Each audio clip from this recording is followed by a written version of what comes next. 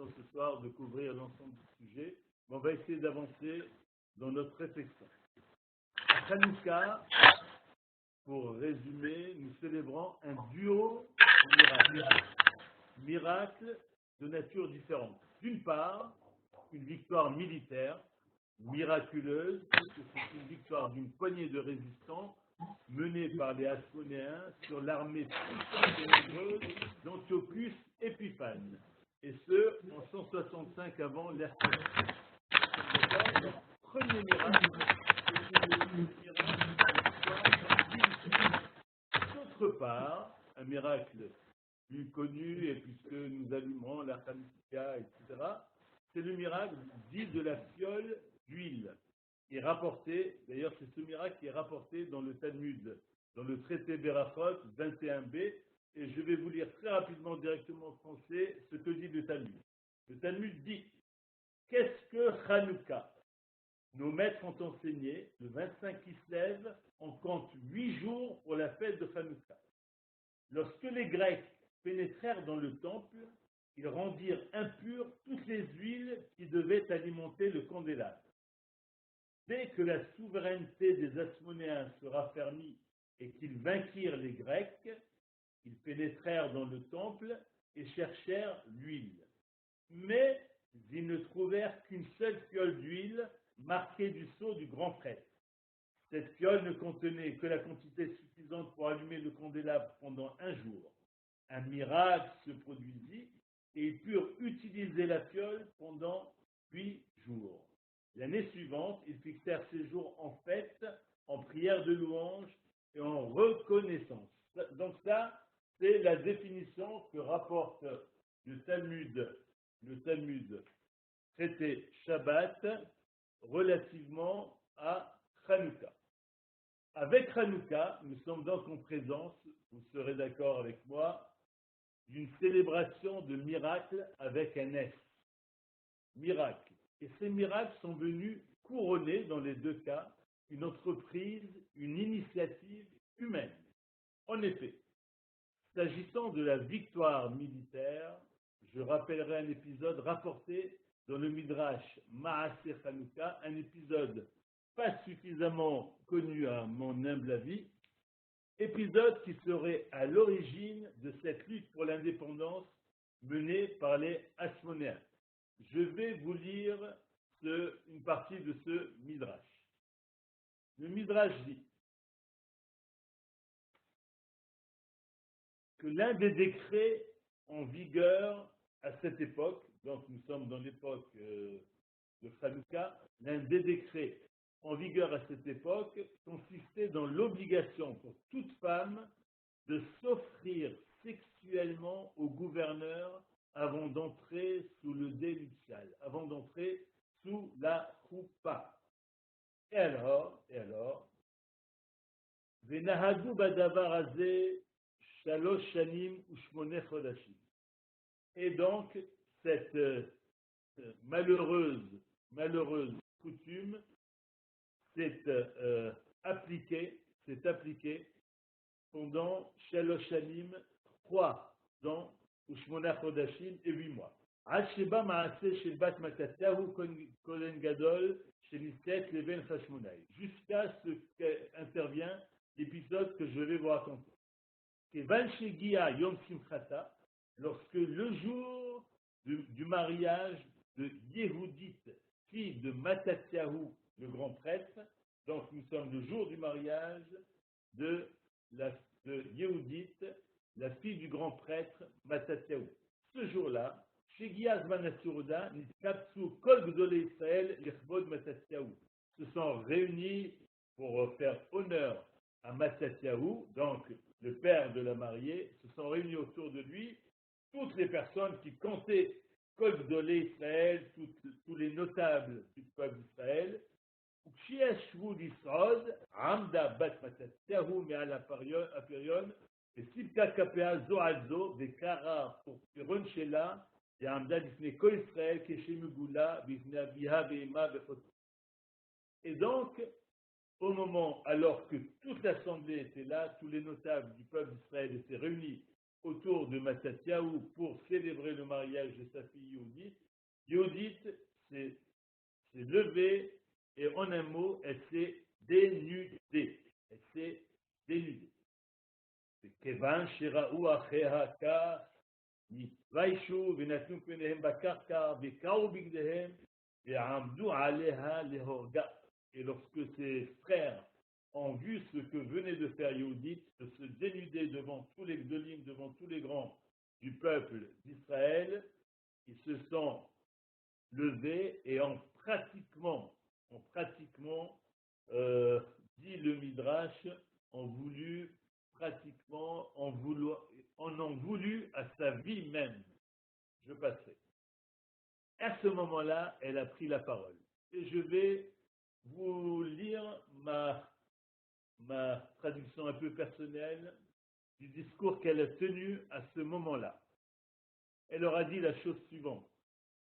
Chers frères, chers parents, chers convives, entre guillemets, bien pensants. Vous vous offusquez de ma tenue. Je suis dénudée, certes, mais innocente sans la moindre tâche. Mais vous semblez curieusement bien timorée, bien moins prompte à réagir, à protester, à résister face au décret inique du gouverneur qu'à vous indigner face à ma tenue. Il me semble percevoir chez vous moins de scrupules, moins d'orthodoxie dans votre acceptation de me livrer entre les mains de ce tyran pour qu'il abuse de moi. Cachez ce sein que je ne saurais boire, mais fermant les yeux et acceptant un viol, une agression sexuelle caractérisée. Réagissez, ressaisissez-vous, placez votre foi en l'Éternel et il vous viendra en aide, car rien ni personne ne peut entraver la délivrance voulue par Dieu. À un moment où le découragement, le désespoir, le dépit s'étaient emparés du peuple, de ses élites et de ses guides spirituels, c'est Yehudit, une femme, qui vient insuffler de l'espoir et de la foi. C'est elle qui, portée par sa foi, va induire et inspirer un esprit de résistance. Même s'il est vrai qu'une analyse objective des forces en présence ne laissait aucune chance de réussite à une rébellion, Yehudit a été capable de se soustraire à ces contingences pour ne laisser s'exprimer que sa foi authentique. Placez votre foi en l'Éternel et quelle que soit la réalité objective, vous appellerez sur vous la protection divine. En voilà que Yehudit a induit une réaction de résistance au niveau du peuple d'Israël au travers des Hashmonaïm. Donc, on voit bien qu'il y a là une initiative, une démarche personnelle, une démarche humaine. Quant au miracle de la fiole d'huile, je rappellerai la question qui est un grand classique relative à Hanouka. Puisqu'il n'y avait dans cette fiole retrouvée qu'une quantité suffisante pour éclairer pendant une journée, le miracle a eu lieu pour les 7 jours suivants. Nous sommes d'accord. Pourquoi donc célébrer 8 jours et non pas 7 jours de Hanouka? Avant de m'attacher à développer une réponse, je vous propose, mes chers compagnons d'études pour ce soir, je vous propose de vous me proposer une réponse. Je rappelle la question. Il y avait une fiole qui était suffisante pour une journée. Cette fiole a duré 8 jours. Donc normalement, on aurait dû célébrer le miracle pendant 7 jours, puisque le miracle ne s'est appliqué que pendant 7 jours, compte tenu du fait que le premier jour, il y avait la fiole, il y avait la quantité suffisante pour pouvoir éclairer le candélabre. Pourquoi donc célébrer 8 jours de Hanouka et non pas simplement 7 jours? Je vous écoute si vous avez une réponse à proposer. Je vous dirai que en général, on compte une dizaine de réponses et moi, je m'attarderai essentiellement sur la 10e. Si vous avez une proposition, j'écoute.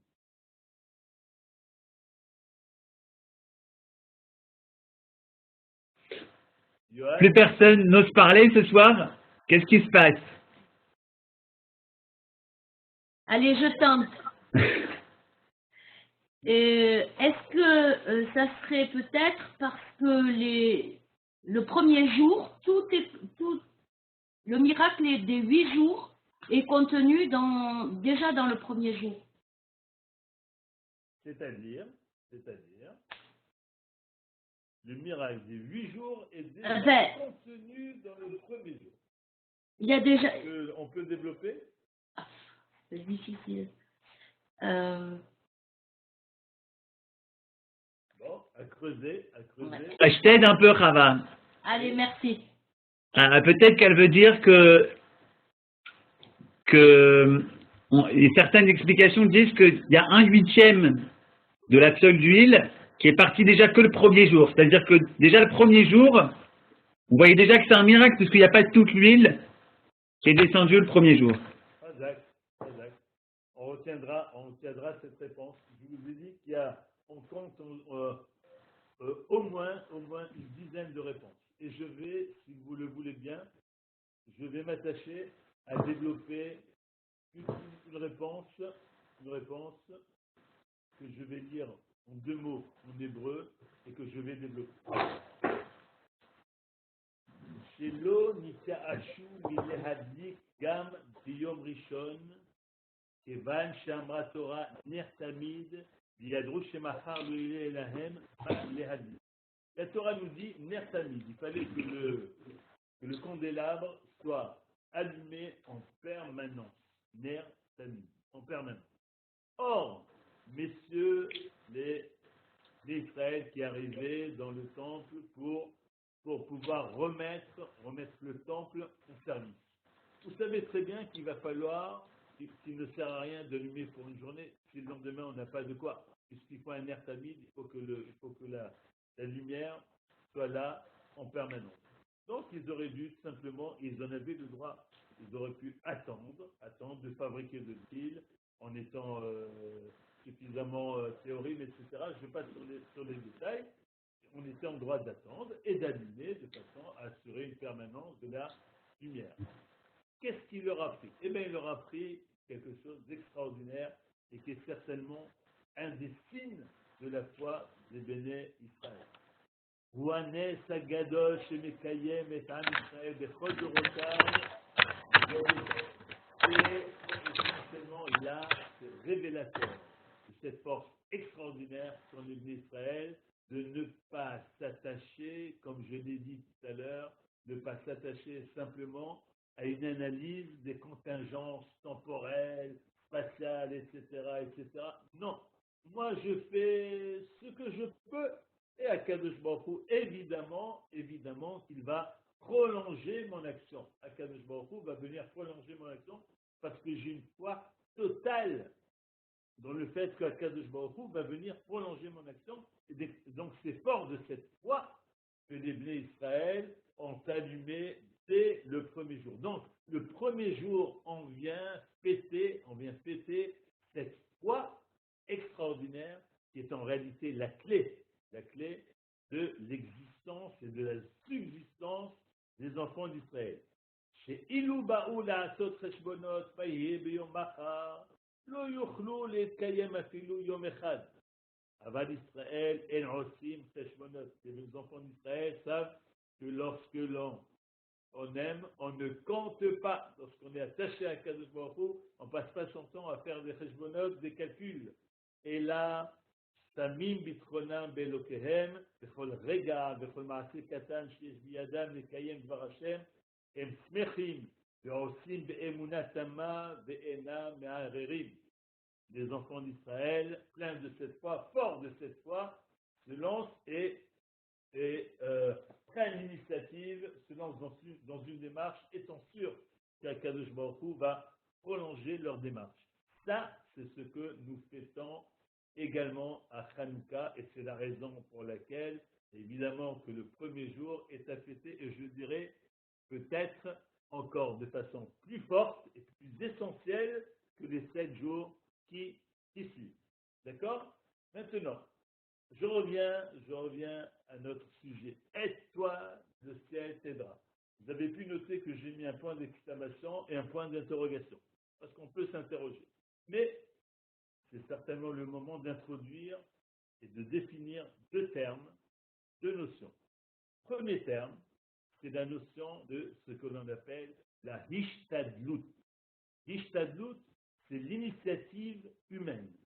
C'est l'investissement de l'humain en vue d'un objectif. Exemple, je travaille pour m'assurer des revenus qui m'assureront un confort matériel. Donc je travaille, je fais hishtadlut, je m'investis, je fais ma part, je dirais que je fais ma part du travail, je fais ma part du travail pour m'assurer ceci et cela. D'autre part, il y a une deuxième notion, et on va voir comment conjuguer tout ça, c'est la notion de providence, c'est la hashgacha, la providence divine, qui induit, bien sûr, la notion de bitachon, la notion de confiance, de foi, dans le fait que c'est Akadosh Baruch Hu et lui seul qui prodigue bien et bien-être et matériel et spirituel. Donc, je rappelle deux notions. Hishtadlut, c'est la part humaine, l'investissement humain. Deuxièmement, cette notion de hashgacha, de providence divine, qui doit induire chez moi un bitachon, c'est-à-dire que je suis sûr qu'Akadosh Baruch Hu va subvenir à mes besoins. Alors, je vous pose la question, et maintenant, je souhaiterais avoir une réponse de votre part. Comment concilier ces deux données? La hishtadlut, à moi d'agir, j'ai un devoir d'agir, et le bitachon, la confiance. C'est Akadosh Baruch Hu qui prodigue l'ensemble des biens, rien ne peut se faire sans Akadosh Baruch Hu, donc j'ai une foi totale en Akadosh Baruch Hu. Comment conjuguer, comment concilier ces deux notions, à première vue, antinomiques? C'est là une question que je vous soumets, chers compagnons d'études. À vous.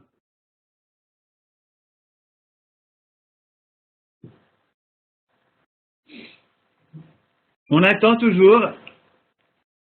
Je sais avec qui on a affaire ce soir. Je sais que vous avez tous des réponses. Beaucoup d'entre vous, je vous connais par les cours ou avant. Je sais que vous êtes des gens qui étudiez. Ne faites pas semblant que vous ne connaissez pas. Allez-y. Déjà, il y a une première chose, il faut cacher le miracle, faire en sorte que le miracle ne se voit pas. Donc, le fait qu'on travaille, c'est une façon de montrer, de cacher le miracle que Dieu, c'est lui qui nous donne en vérité notre subsistance, non? Oui. Amram, bonsoir Amram. Pourquoi faudrait-il cacher le miracle de Dieu? Pourquoi faudrait-il? Est-ce que c'est là un désir de Dieu de cacher le miracle? Est-ce que c'est un désir de l'homme? Est-ce qu'il y a un devoir chez l'homme de cacher le miracle? Est-ce qu'on n'a pas plutôt un devoir et est-ce qu'on ne devrait pas plutôt avoir le désir de dévoiler la présence de Kadosh Baruch Hu sur terre? Pourquoi cacher? Qu'est-ce qu'on a à cacher?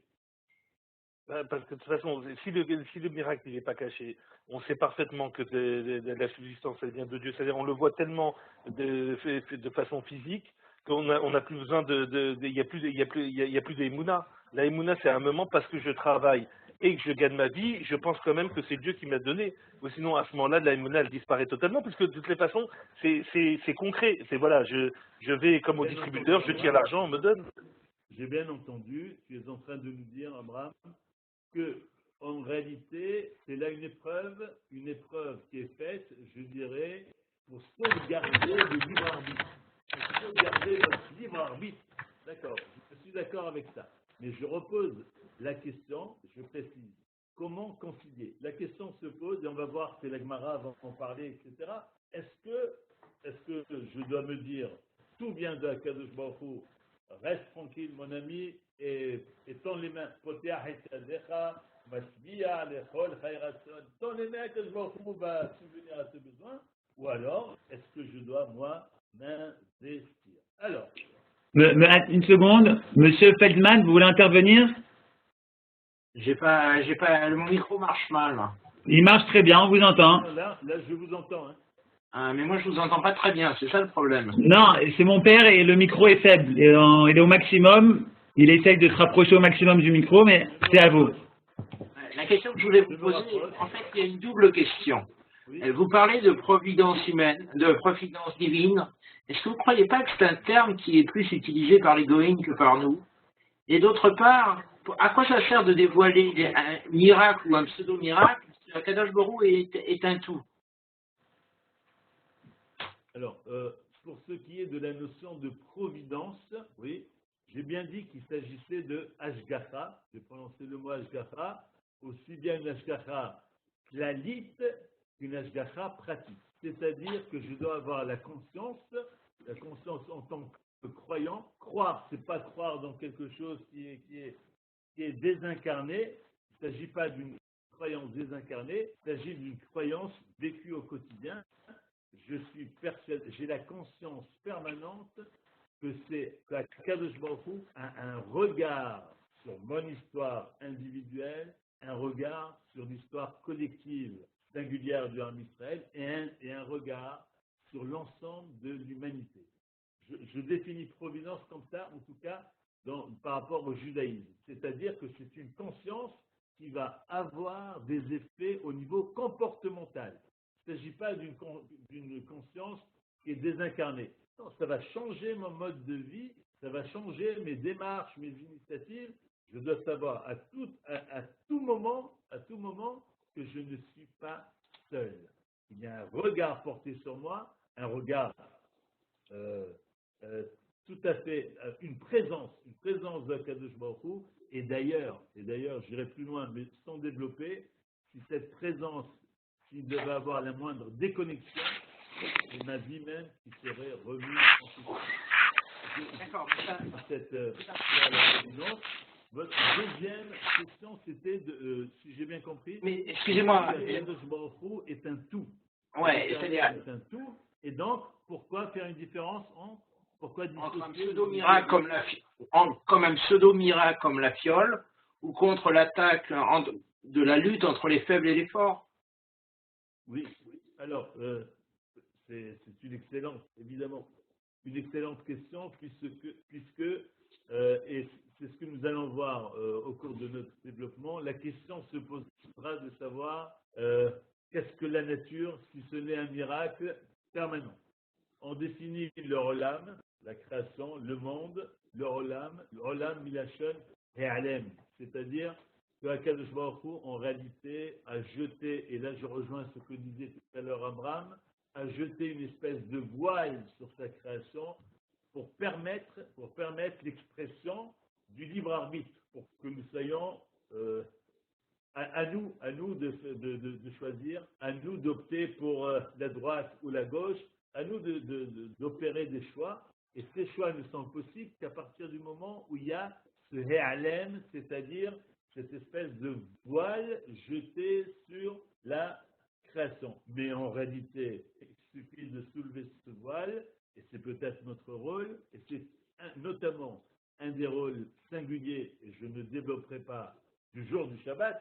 Voyons Hashivai Shabbat, Akadosh Baruch Hu s'est retiré, oui, et c'est à moi d'aller dire à Akadosh Baruch Hu, Akadosh Baruch Hu, tu t'es retiré, mais moi je sais très bien, moi je t'ai vu, et je te vois en permanence, je sais que...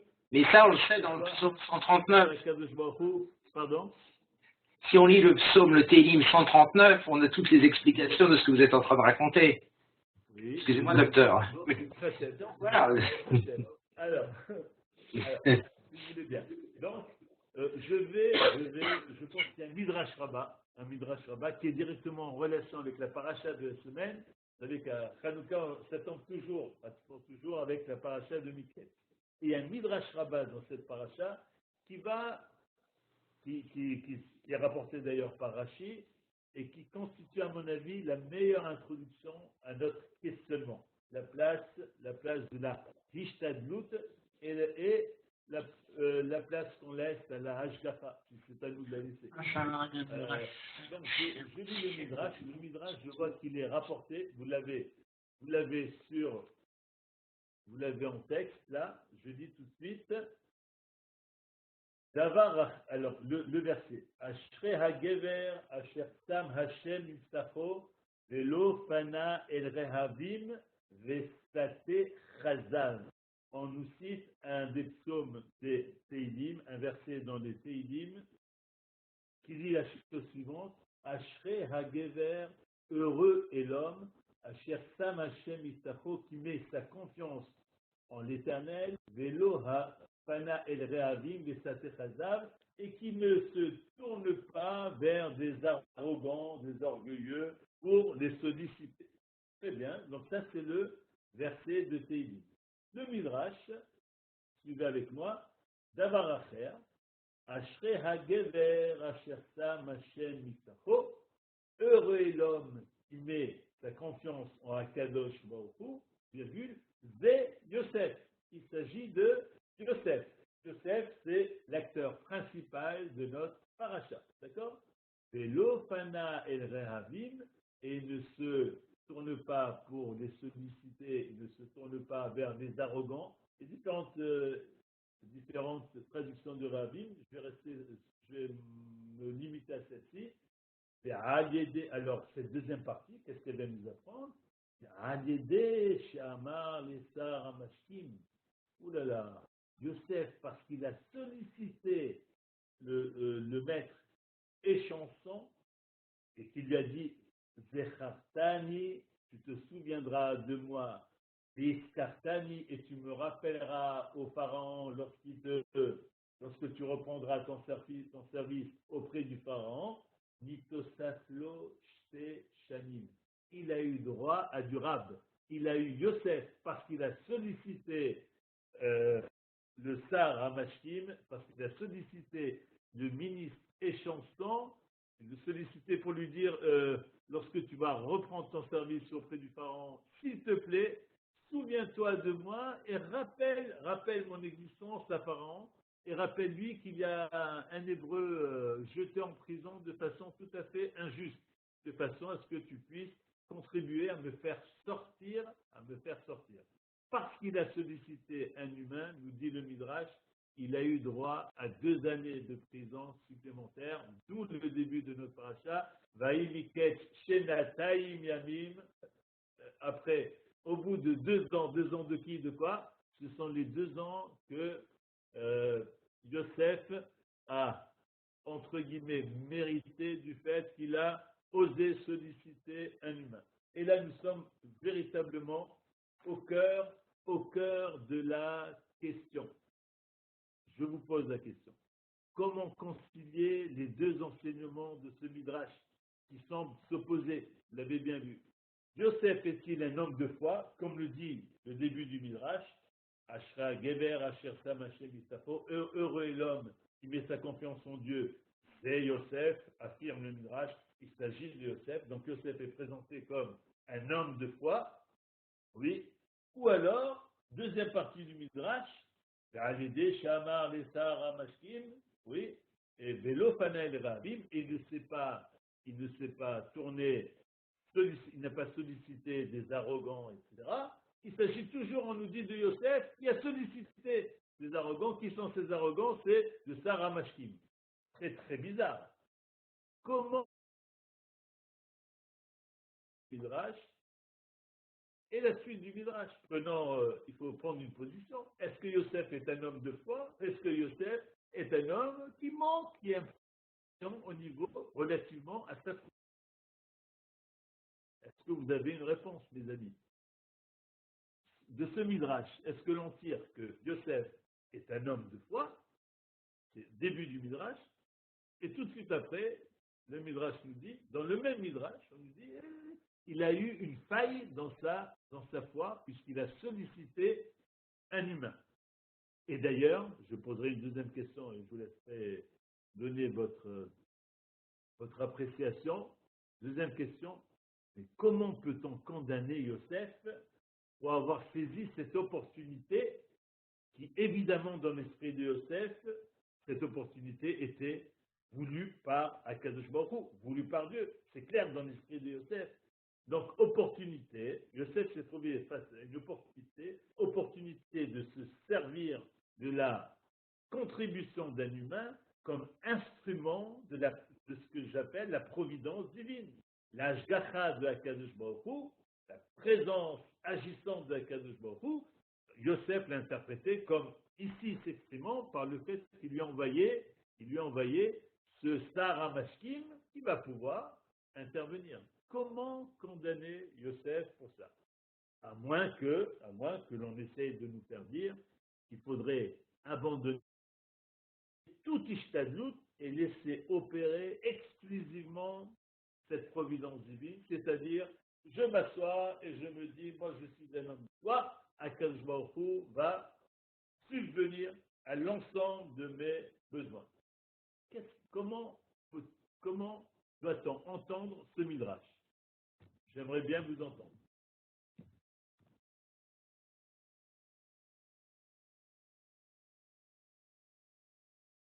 Je n'entends rien. Vous m'entendez là? Oui, là oui. Docteur Feldman. Est-ce que c'est pas lié au mot Revarim, c'est-à-dire l'orgueil? C'est-à-dire, est-ce qu'un homme orgueilleux n'est pas amené à ne plus se souvenir de ce qu'il a promis? D'accord. Mais là, on aurait dû marquer Mithraïm, non pas Revarim. J'entends dans bien. le Midrash. C'est pour ça que j'ai dit qu'il y avait différentes lectures de ce ravim. Mais là, vous semblez dire, là, je veux bien avec vous faire le procès de cet Égypte, de ce ministre échanson. Je veux bien faire son procès et le traiter d'orgueilleux. Mais il semble bien que le Midrash, là, c'est pas le procès du ministre échanson qu'il est en train de faire, mais c'est quelque part, entre guillemets, il fait le procès de Yosef. Il considère que Yosef a fauté. Yosef a montré une faille dans sa foi, une faille dans sa croyance, puisqu'il a fait appel, puisqu'il a sollicité un humain. Donc nous sommes là face à une véritable question. Je vais avancer si vous voulez bien. Amram, vas-y. Oui. Amram. L'orgueilleux, là, ça serait pas Yosef, justement, s'il ne demande pas l'aide du Sar, en disant de toutes les façons, Dieu va me l'envoyer, ça serait pas lui l'orgueilleux, justement, Dieu lui envoie comme un ministre, il lui envoie dans sa prison, il va être très proche de Pharaon. Voilà, c'est le moment où Dieu t'a envoyé justement une aide. Ça serait orgueilleux de dire, moi, le tzaddik, j'attends que Dieu directement, il me fasse, non? Amram, je vais te dire, je suis entièrement d'accord avec ce que tu dis, et c'est en réalité, tu viens renforcer ma question. C'est la raison pour laquelle je dis c'est très difficile de venir condamner Yosef pour avoir fait ça. À moins, peut-être que ça aurait même pu être un signe d'orgueil de la part de Yosef de dire moi, je ne me sers pas de ce type d'opportunité envoyée par l'Éternel. Moi, j'attends l'intervention directe de l'Éternel. Je suis prêt à souscrire à ta lecture pour l'instant. Et alors, je vais vous proposer un premier texte, qui est un texte très intéressant et en même temps très très fort, qui est le texte du Ramban, de Nachmanide Ramban, dans Parashat Bechukotai, Perek, le chapitre 26, le verset Yud Aleph, verset 11. Un texte que nous verserons au dossier de notre réflexion. Je vais le lire et essayer de le traduire rapidement. D'accord? Alors, Ve'aklal, où est-ce que vous êtes là? Ve'aklal, oui. Vous sautez 1, 2, 3, 4, 5. Vous sautez les 5 premiers mots. Non, plus haut, Johan. Ve'aklal. C'est pas clair. Oui, voilà. On commencera là. Ve'aklal, dit Nachmanide, dit le Ramban, qui dit Yot Israël Shlemim Vehem Rabim, lorsque les Israël sont en un niveau spirituel proche de la perfection, Vehem Rabim, et qui sont nombreux à avoir ce niveau spirituel, Loïtnaheg Ainyanam Bateva Klal. Extraordinaire ce que dit le Ramban. Il faut être le Ramban pour pouvoir affirmer une chose de ce type. Lo Itnaheg Ainyanam Bateva Klal. La nature, les lois de la nature n'ont rien à avoir avec eux, n'ont pas à s'exercer sur eux. Si le peuple, si une majorité des béné Israël ont un niveau spirituel élevé, alors je dirais entre guillemets, ils n'ont rien à faire des lois dites de la nature, ce que l'on appelle le teva. Pourquoi? Lo begoufam belo be'atsam. Aussi bien s'agissant de leur intégrité ou de leur bien-être physique, belo be'atsam, et s'agissant également de leur pays, de leur terre. Lo bichlalam belo be'achid même. Aussi bien collectivement que au niveau de l'individu, qui est Varech Hashem Lachmam ou Memam, parce que l'Éternel va bénir et leur pain et leur eau, Yassir Machalam Kirbam, et il va ôter toute maladie de leur sein, les refait, jusqu'au point qu'ils n'auront pas besoin de faire appel à un médecin. Et de ne pas avoir besoin de la moindre thérapeutique. Les médicaments, les pharmacies, on n'en a pas besoin. S'il y a une bonne partie du peuple d'Israël qui a un niveau spirituel élevé, alors mes amis les médecins, je veux parler moi-même, mes amis les médecins, vous pouvez aller vous orienter vers une autre profession, et les pharmacies, vous pouvez vous en débarrasser.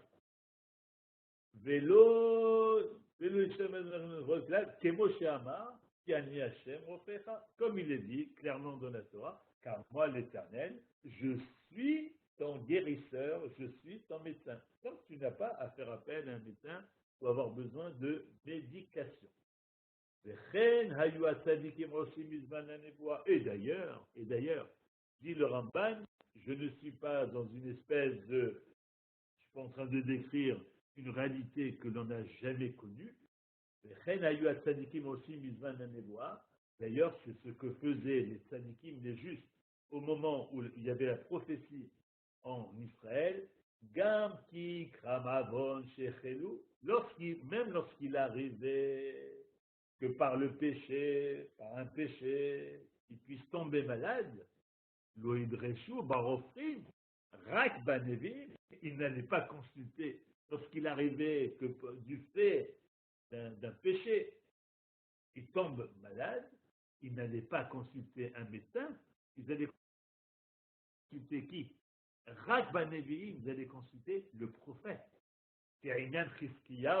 Comme on le voit avec Chizkiyahu Bakaloto, lorsqu'il est tombé malade, Chizkiyahu, et là-bas, le verset nous dit, dans Melachim, Gam becholyo lodara shet Hashem ki barofim, ve'lu haya devar haofim naug bahem, matam she'askir haofim. Gam becholyo lodara shet Hashem ki barofim. Et même lorsqu'il est tombé malade, au lieu de s'adresser à Kadosh Baruch Hu, il est allé s'adresser vers les médecins, ve'lu haya devar haofim naug bahem. Or, si c'était courant, si c'était la pratique habituelle d'aller consulter chez le médecin, pourquoi nous faire cette digression? Et je saute maintenant, passez, les ohi kavanatam, on passe, les ohi kavanatam,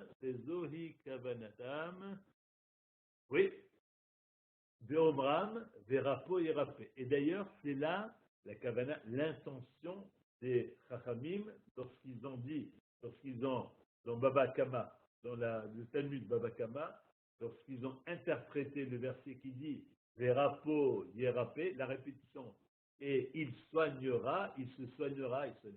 Mikan Shinitena. D'ici, on apprend qu'il a été donné l'autorisation a été donnée au médecin de soigner. Si la Torah n'avait pas précisé les rapports Yerapé, on n'aurait pas eu le droit d'aller consulter un médecin.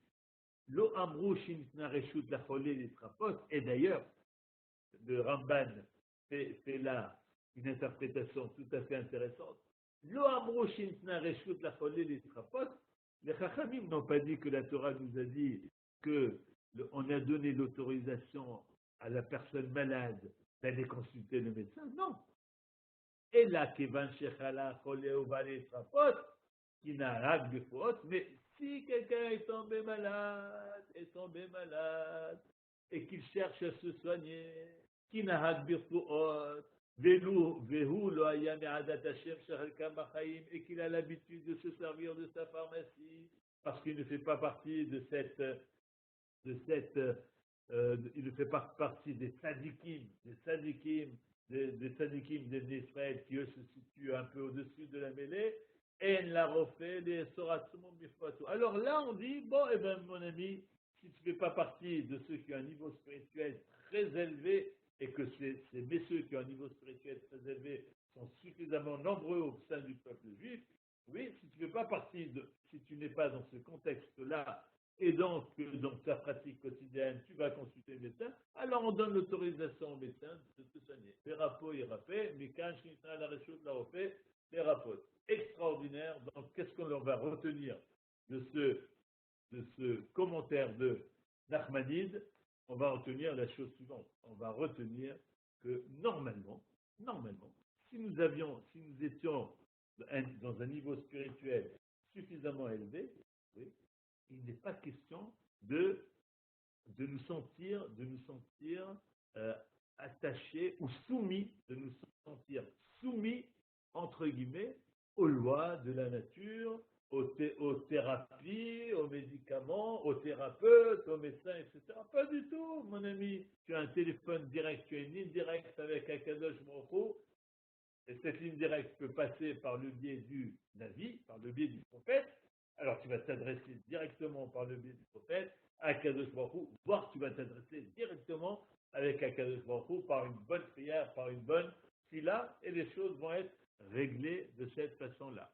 Mais compte tenu de notre niveau spirituel qui n'est pas suffisamment élevé, etc., alors on a dit, dans ce cas-là, que le médecin pratique son art.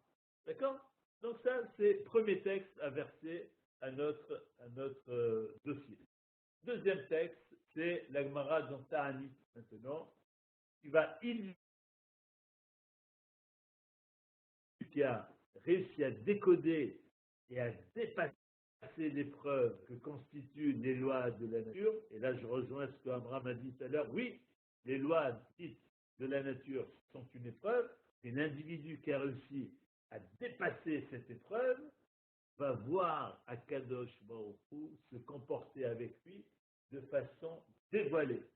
Le voile du Olam va se retirer. C'est ce que nous apprend ce passage très court dans Ta'anit, du Talmud dans Ta'anit. Je lis Ta'anit Kafhe, Ta'anit, page 25, Amoud Aleph. Chad Beshimche, Chazier Livrate Dahavat Atziva. Une veille de Shabbat, Rabbi Hanina ben Dosa, Rabbi Hanina, la veille du Shabbat, Chazier Livrate Dahavat Atziva. Il a vu que sa fille était préoccupée. Il rentre chez lui, il trouve que sa fille était préoccupée.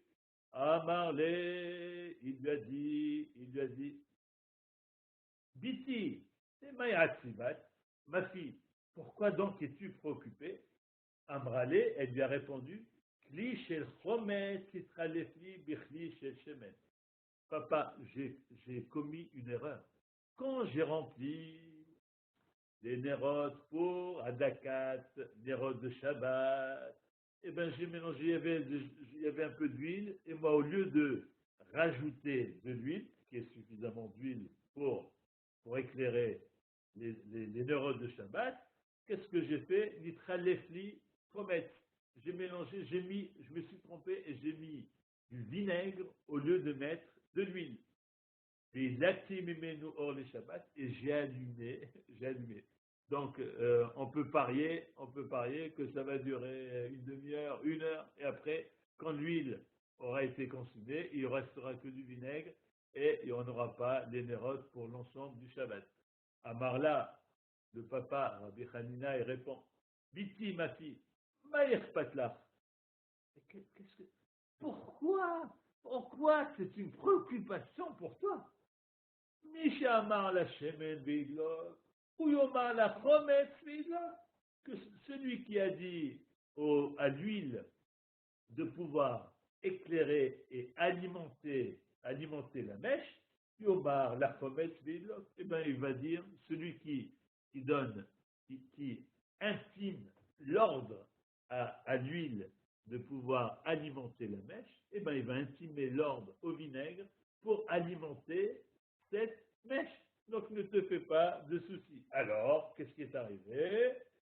Tana, Hayadoled Beoler, Kolayom, Kulo, Hachevi, Umimenu, Ur, Leavdala. Et alors, ce passage, ce qui devait se passer, ce qui avait été annoncé par Rabbi Hanina, c'est que les Nérot de Shabbat ont duré jusqu'au moment de l'Avdala et on a pu, à ce moment-là, allumer les Nérot de l'Avdala à partir de ces Nérot. Voilà.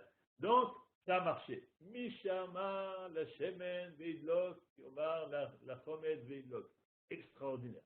Alors, mes amis, ce que je vous propose, chers amis d'études de ce soir, je vous propose de faire, nous allons faire l'Inéder, l'expérience pour Shabbat prochain. La veille de Shabbat, on va pour prendre un peu de, on va pas faire ça sans filer. On va préparer des néros de Shabbat avec de l'huile, mais à côté, on va mettre des néros de Shabbat avec un peu d'huile et beaucoup de vinaigre. Et on va voir ce qui va se passer. On n'a qu'à dire, nous tous, Misha Amar, la Shemen Veidlok, Yomar la Chomet, Yazik, on va faire comme Rabbi Hanina. Et pourquoi ça ne marcherait pas? D'accord? Vous avez peut-être une remarque là ou je continue? Je continue. Donc, Non, j'ai une remarque si vous voulez la bien. place de la Estadlout, Entendu. oui, vous voulez intervenir certainement. Je vous écoute. Je voulais simplement dire que ce qui est proposé, à mon avis, de comprendre, c'est Un que... peu plus fort, s'il vous plaît. Rapprochez-vous. Je vais m'approcher. Ça va mieux là? Oui, un peu mieux. Il me semble que ce qui est proposé de comprendre, c'est l'interaction entre les causes et les conséquences, et que ce soit au niveau de la maladie dont le Ramban parlait, qui est de l'ordre de l'enchaînement inéluctable des lois de la nature, de la Teva, donc de la dimension Elohim, où l'enchaînement se fait d'une cause à une conséquence. Ramban propose le fait de dire que Am Israël, quand il atteint le niveau requis, peut s'affranchir de ces lois, c'est-à-dire qu'il ne dépend plus de l'enchaînement des lois de la dimension Elohim et s'enracine à ce moment-là dans la dimension Havayé, et donc échappe à l'enchaînement inéluctable de la cause et de la conséquence. À partir du moment, si j'ai bien compris, à partir du moment où il n'a pas le niveau requis et qu'il attend à ce moment-là le dévoilement d'Havayé, comme le propose le texte que vous venez de lire, Rabbi Hanina. on attend à ce moment-là une intervention dans le monde dans la dimension d'Elohim, de la dimension Havayé. Et du coup, on switch l'enchaînement, l'inéluctabilité de la cause et de la conséquence. Lorsque quelqu'un est malade et qu'il prend cette maladie comme la possibilité d'une erreur, d'une faute ou que sais-je, il peut s'enraciner à ce moment-là dans un dévoilement qui est celui de la cause initiale de sa pathologie, et donc d'échapper à la possibilité d'utiliser le médecin classique pour se soigner. Mais dans l'erreur que commet la jeune femme en mettant du vinaigre dans l'huile, on n'est pas on est dans l'inéluctabilité du fait que la lumière va devoir s'éteindre lorsqu'elle atteindra le vinaigre, mais en aucun cas, elle ne fait le travail qui lui permet de voir pourquoi elle a commis cette erreur ou pourquoi elle a commis cette faute.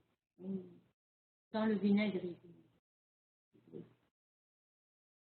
Oui, elle ne fait pas le travail, mais son papa, je suis entièrement d'accord avec tout ce que vous avez dit. Et son papa va venir faire un peu le travail pour elle.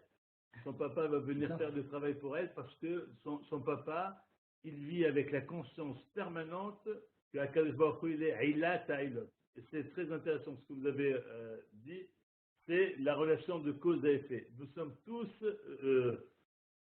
un peu parasités par cette réflexion au quotidien qui est une cause d'un effet. Si une personne est atteinte d'une infection, on va aller à la recherche on va aller à la recherche de l'agent infectieux, c'est-à-dire de la bactérie ou du bacille, etc., qui est à l'origine de cette infection.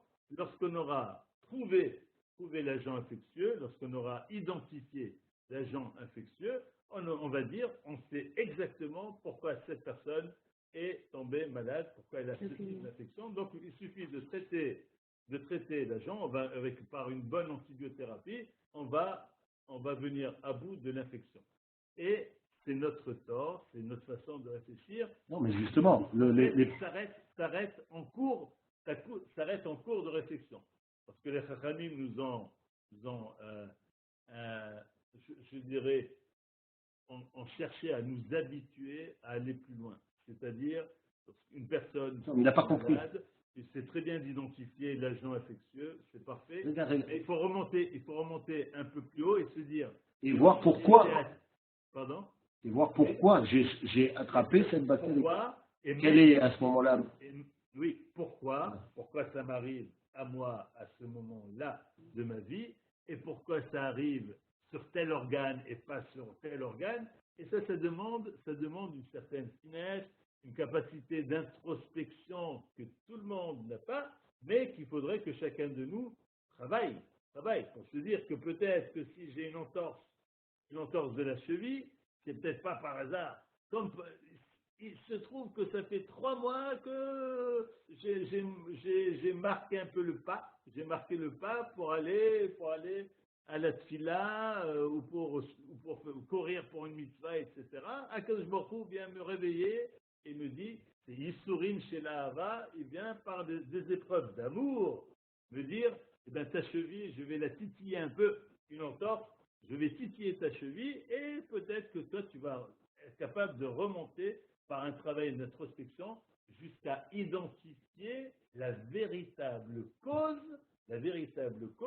ce qui a fait qu'un jour, ton terrain a été suffisamment fragilisé pour que tel microbe, telle bactérie puisse venir fragiliser encore plus ce terrain. D'où l'intervention du Navi. Tout à fait. Mais nous sommes tous Bénénévim, et donc nous avons tous cette capacité, en réalité, potentiellement, nous avons tous la capacité, nous sommes tous des prophètes, potentiellement des prophètes, à nous de travailler. On sait que les prophètes, il y avait des écoles de prophétie. Je ne vais pas développer ça ce soir, mais on apprend à devenir prophète. Donc, on va avancer encore un peu, la place de cette ishtadlut, la place de l'action de l'homme, de l'humain, elle est alors cette fois-ci posée de façon très, très, très forte par un texte fort connu, par une controverse, une marloquette très, très connue entre Rabbi Shimon Bar Yochai et Rabbi Ishmael. Est-ce que nous avons ici le texte? Est-ce que vous avez le texte devant vous? Ah, oui.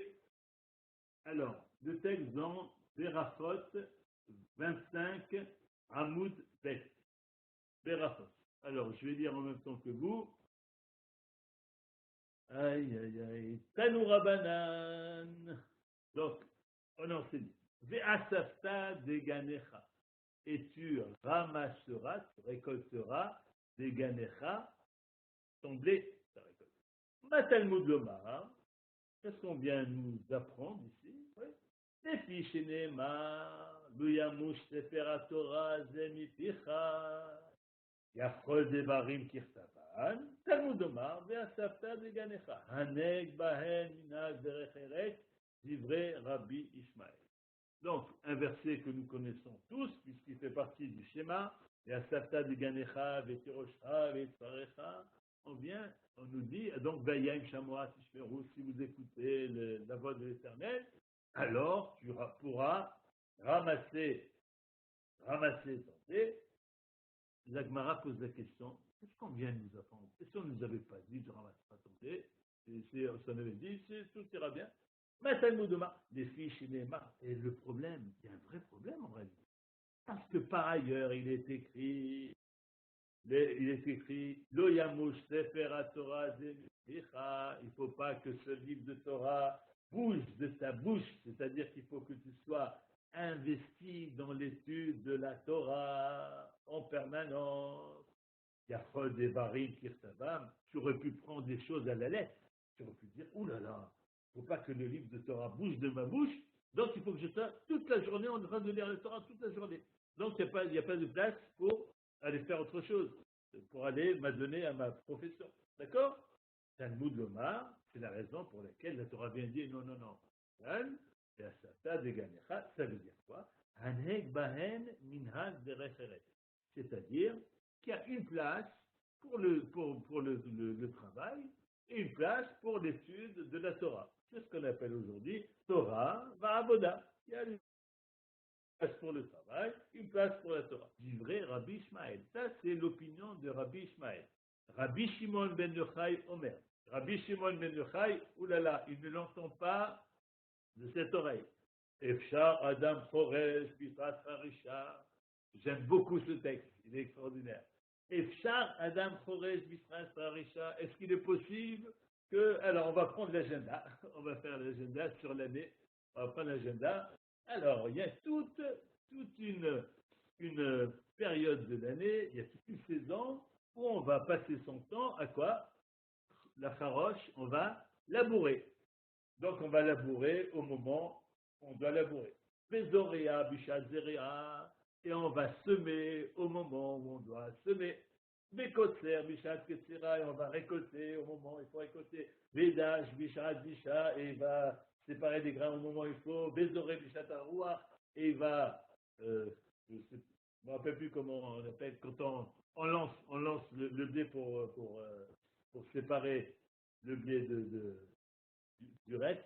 Oui, Torah, Matéhé, Aléa. C'est extraordinaire. Quand on étudie ça à la Yeshiva, c'est le Rav, il dit Torah, Matéhé, Aléa. Alors, si mon ami, tu travailles 8 heures par jour, et qu'après tu as ton truc de tennis, et après il faut accompagner les enfants pour faire du violoncelle, et après ceci et cela, Torah, Matéhé, Aléa. Que devient la Torah dans tout ça?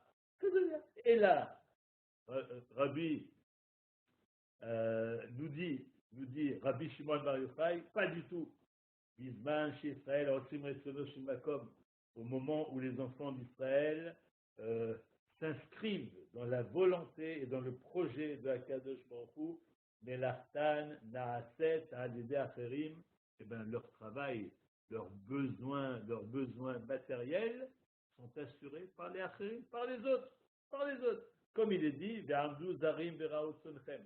Ou Bisman chez Israël aussi Makom. Par contre, au moment où les Israël ne s'inscrivent pas dans le projet d'Akadosh Baruch Hu, mais l'Artan a incité à des Aslam, ah oui, là en effet, il faut se lever tôt pour aller travailler toute la journée, comme il est dit, et Asata de Ganecha, comme il est dit, tu iras, c'est toi qui iras pour ramasser ton blé, pour récolter. Mais l'Orod, et ce n'est pas tout, dit Rabbi Shimon Ben Yochai. Et la Shemelechet Acherin Naaset Al Yadam, non seulement il faut qu'ils travaillent pour eux, mais c'est eux qui vont travailler pour le reste de leur environnement, voire pour le reste de l'humanité. Shenema, les Avata et Toivecha. Amar Abaye vient et dit très bien. Là, nous étions dans une controverse qui semble à première vue théorique. Passons aux travaux pratiques. Amar Abaye.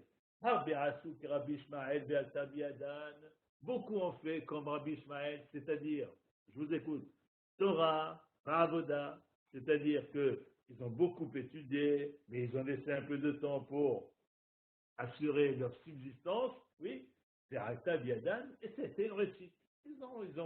C'est une affaire qui a bien marché, ils étudiaient beaucoup, mais ils trouvaient le temps d'aller travailler. C'est comme ça qu'ils entendent la Gemara. Hein. Là qu'ils l'entendent, ils ont travaillé beaucoup et ils ont étudié un peu. Non, même Rabbi Ishmael, il pense que l'étude doit être le plein de résistance et à côté, on doit travailler.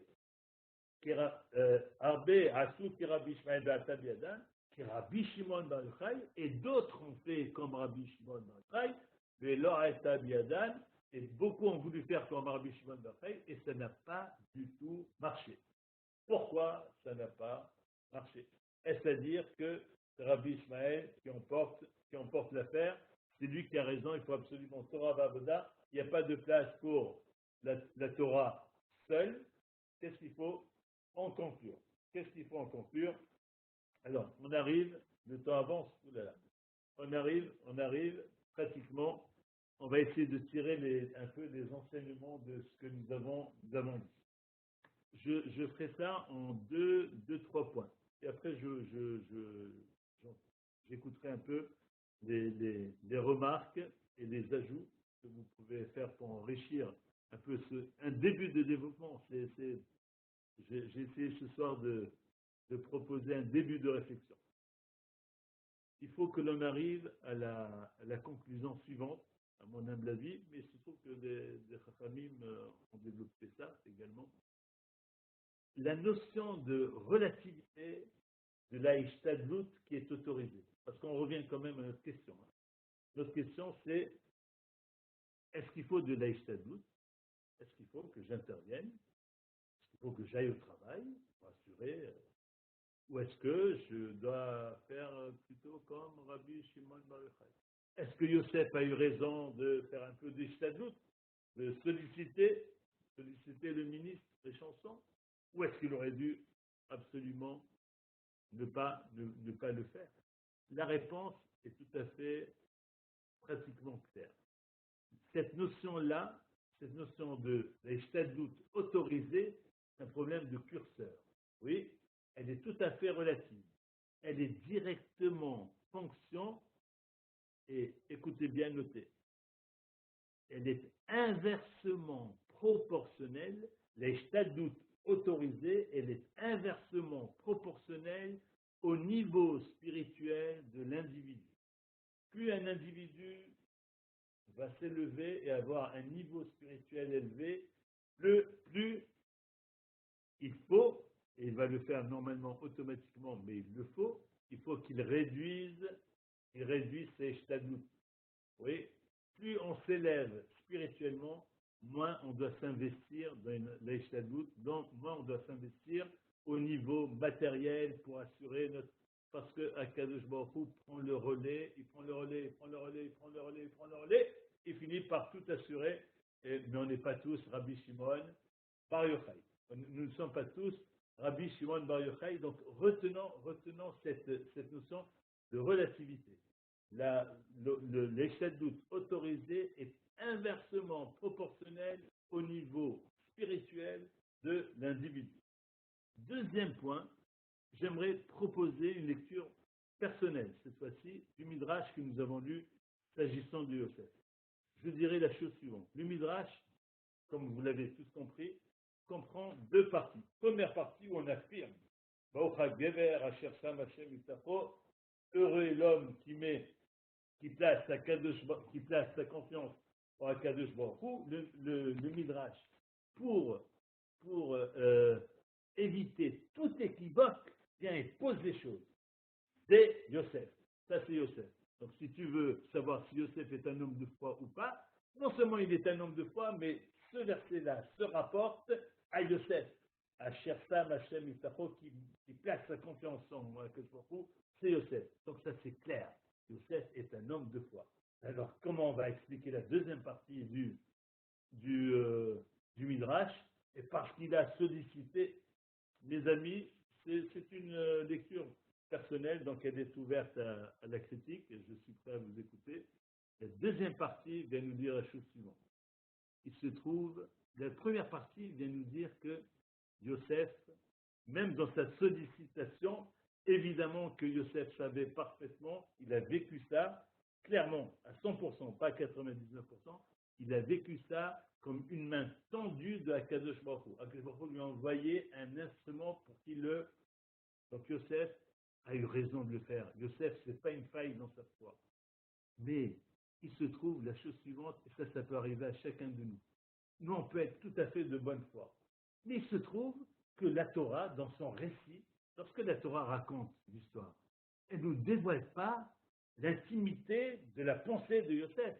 Que dit la Torah? La Torah, elle dit simplement, Yosef, écoutons ce que dit la Torah nous dit, Ki im zechartani, tu te souviendras de moi, dit Yosef au maître et chanson, zechartani, zechakashi et tavlar, ve'asitani arima dicheted, Iskartani el paro, et tu me rappelleras auprès de parents, tu me feras sortir de cette maison, c'est-à-dire de la prison. Quand on lit ça, quand un monsieur X qui ne sait pas que nous sommes en train de parler de Yosef Hatzadik qui lit ça, il va se dire, oh là là, mais Yosef, donc, il a mis sa foi en un homme, ouais, ça c'est... Mais ça c'est une faille. La seule faille, c'est que, la seule faille, je dirais, la seule faille, elle se situe pratiquement chez nous, lecteurs. Nous, lecteurs, on n'est pas tous des lecteurs avisés, connaissant la grandeur de Yosef. On va se dire, tiens, quand même, il a mis sa foi en un être humain. Pour ça, Yosef, il a eu 2 ans de prison. Mais ce n'est pas la foi de Yosef qui est remise en question. C'est notre capacité de lecture dans l'intimité de la pensée de Yosef. Je passe. Je conclurai. Mais avant de conclure, j'aimerais vous entendre. Après, c'est une conclusion très rapide. J'aimerais vous entendre, s'il vous plaît, mes amis, mes compagnons d'études pour ce soir. Allez.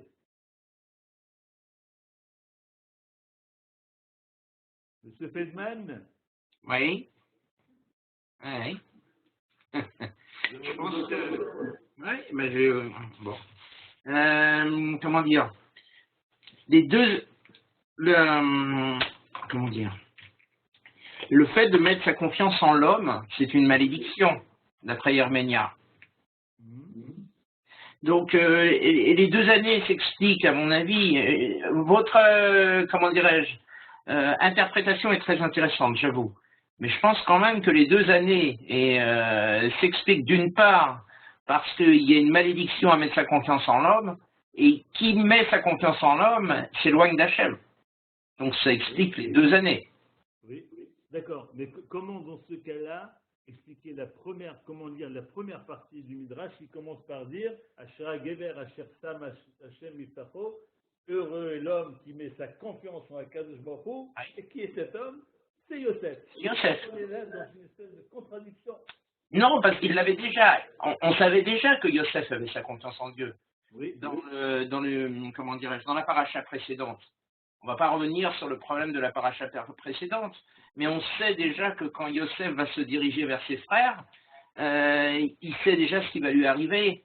Oui. Il sait surtout que, comment dirais-je, il est prêt à mourir pour éviter de transgresser la fameuse mitzvah de respecter son père. Donc on sait déjà qu'il respecte Dieu. C'est pas nouveau pour nous. D'accord. Moi, c'est comme ça que je vois la chose. On sait déjà qu'il a la névoire et on sait déjà qu'il respecte Dieu. Bon. Donc il fait une erreur, quelque part. Donc pour vous, il y a quand même une faille chez Yosef. D'accord. Un autre commentaire? Moi, je voyais la chose. Oui. Je voyais la chose par rapport à la partie de Yosef qui mettrait cette erreur. On a la sensation que c'est la partie émotionnelle qui va agir. Pourquoi?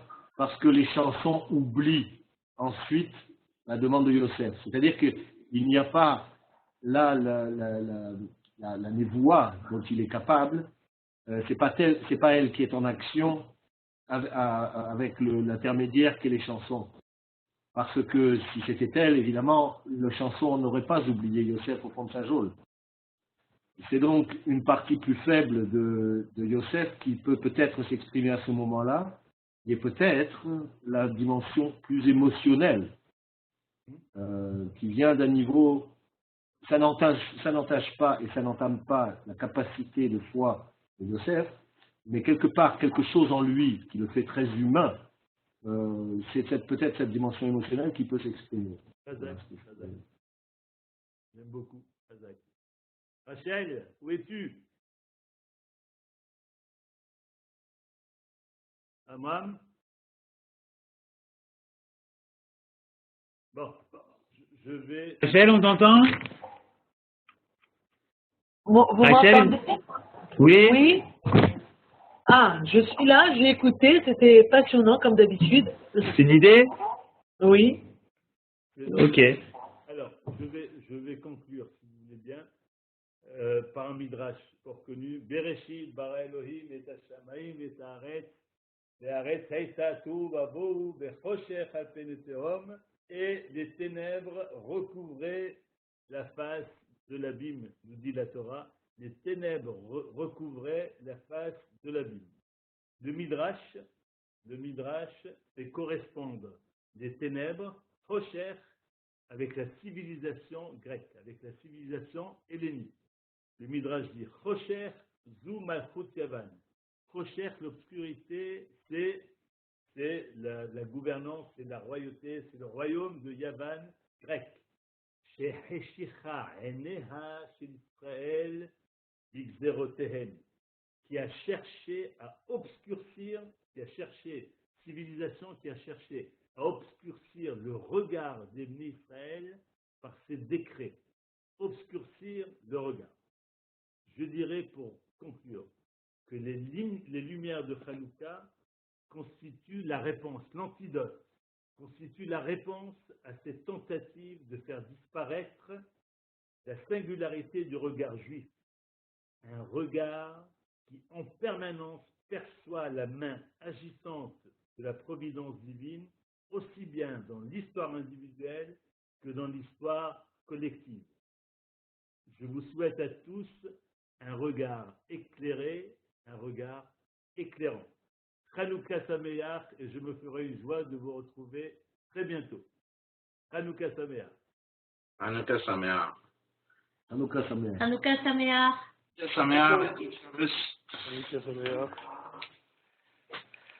Hanouka Sameach, merci beaucoup. Ça nous a fait très plaisir ce cours et ça nous a fait également très plaisir votre participation. Je peux le dire, c'est le cours où il y a eu le plus de gens qui ont participé, qui ont amené leur avis, qui ont donné leur point de vue, leur réflexion, et c'est le but de l'ILMOD, c'est justement d'être comme dans une véritable classe, de pouvoir échanger nos idées.